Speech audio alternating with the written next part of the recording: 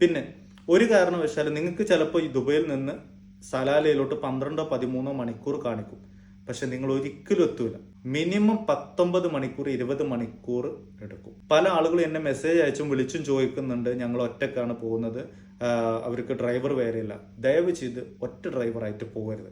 നിങ്ങൾ 1-2 ഡ്രൈവർ അല്ലെങ്കിൽ അതിൽ കൂടുതൽ. ഞാൻ യാത്ര ചെയ്തപ്പോൾ എൻ്റെ ഭാര്യ ഡ്രൈവറാണ്, എൻ്റെ സുഹൃത്തും അവൻ്റെ വൈഫും ഡ്രൈവറാണ്.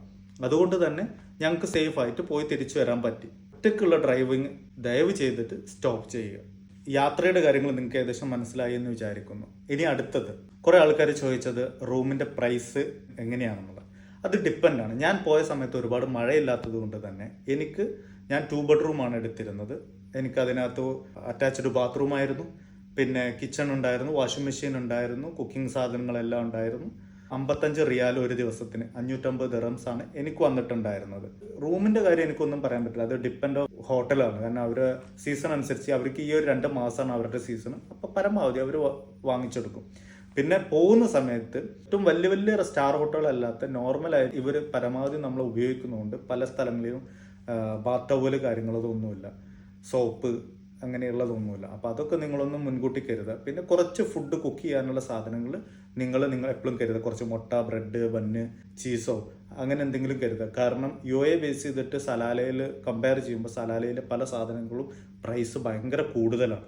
അപ്പോൾ ഇവിടുന്ന് തന്നെ നിങ്ങൾ പല സാധനങ്ങളും ഗ്രോസറീസൊക്കെ കുറച്ച് കുക്ക് ചെയ്യാനുള്ള സാധനങ്ങളൊക്കെ കൊണ്ടുപോകാൻ വേണ്ടി ശ്രമിക്കുക. ഞങ്ങൾ കുറച്ച് സാധനങ്ങളൊക്കെ കൊണ്ടുപോയിരുന്നു. അടുത്തത് ഫുഡ്. റെസ്റ്റോറൻറ്റുകൾ പൊതുവെ UAE അപേക്ഷിച്ചിട്ട് കുറവാണ്. എന്നാലും ചില മലയാളി റെസ്റ്റോറൻറ്റുകളൊക്കെ ഉണ്ട്. പിന്നത്തെ സംശയം ക്യാമറയാണ്, ഫൈന് കിട്ടുമോ എന്നുള്ളതാണ്. നമ്മൾ പോകുന്ന പല സ്ഥലങ്ങളിലും പോലീസ് ക്യാമറകളൊക്കെ കൂടുതൽ, പല പോലീസുകളും അവർ യാത്ര ചെയ്യുന്ന സ്ഥലത്ത് സ്റ്റാൻഡ് ക്യാമറകൾ വെക്കുന്നുണ്ട്.